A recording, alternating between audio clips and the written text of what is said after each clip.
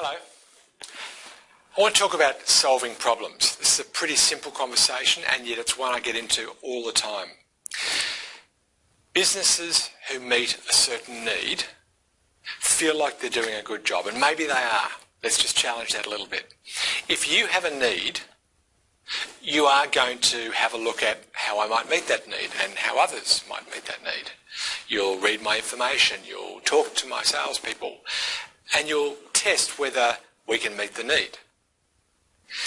If we solve a problem for you, whether it's a current problem or a problem that you're likely to have in the future, you'll happily spend money.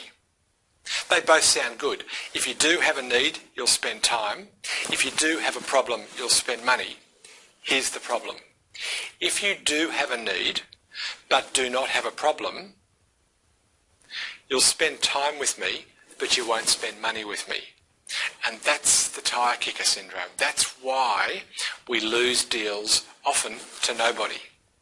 Because the buyer has a need, but they haven't yet bought into the pain of inaction. Give an example recently. I got an email from one of our funnel coaches who said, I'm in a conversation with a customer who says they don't solve problems, they meet needs. Okay, I've had this conversation lots of times before and I thought I knew where it was going. And the prospect said, we help companies make more profit. That's what they need. They need to make more profit. And that's why they engage us. That's not solving a problem. That's giving them a good thing. It is. You're absolutely right. More profit is a need.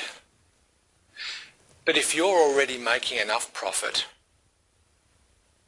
then you're not troubled. You won't act. You won't change what you're doing or spend money. The problem is insufficient profit or unsustained profits or fear of insufficient profit. That's a future problem. A problem is a gap, a deficiency, an impediment.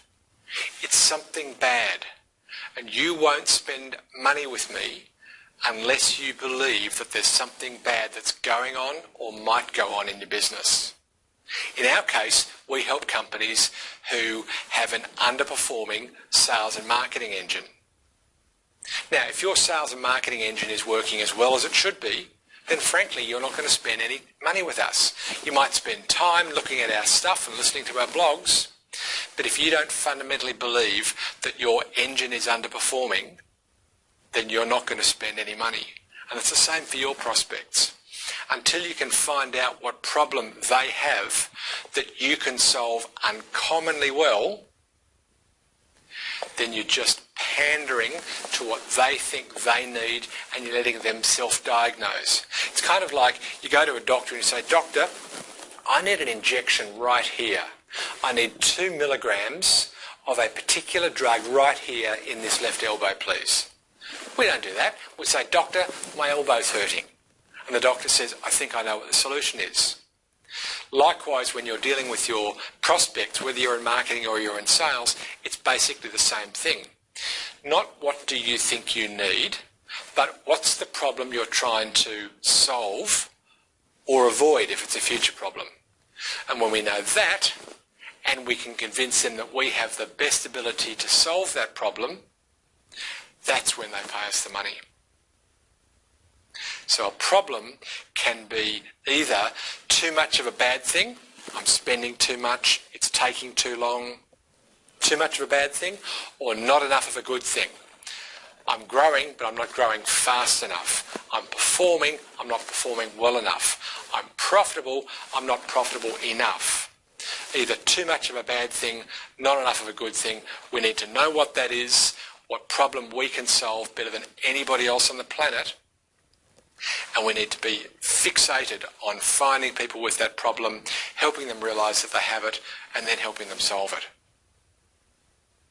Hope that helps.